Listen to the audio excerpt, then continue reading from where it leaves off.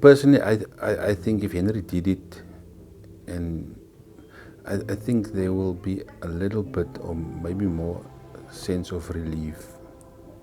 If he's guilty, he would realize at that point, it's finally over.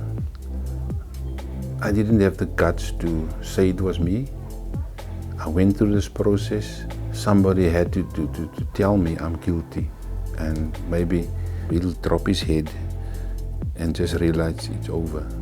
So what made this so compelling for me, and as well as the public in general, was the fact that this family was murdered in their house. There was only 2 survivors, one of which was not meant to survive for all accounts and purposes, and then there was one survivor being Henri, who was virtually unharmed.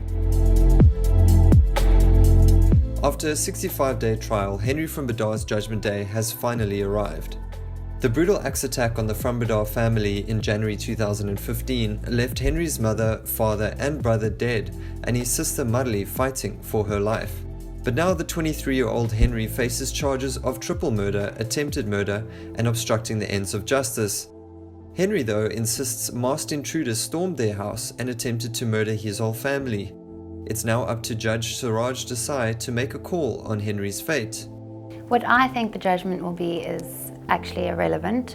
It's all going to come down to what Judge Desai and his successor decide on the day. Whatever weight they attach to the self-inflicted wounds is going to be a very decisive factor. Whatever he does decide on that day, I do think that he has a very difficult task ahead of him. I think it's an incredibly difficult decision because both the state and the defense teams have led really very good cases for their respective parts.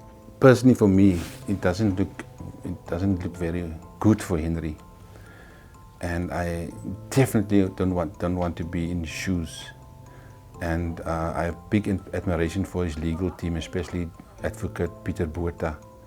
He was the one that got Srindavani off the hook at a time when we all thought that he is definitely going to jail. He got Srindavani off.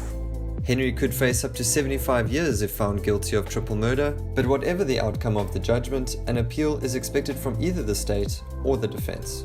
So one thing about what is the truth and what is justice.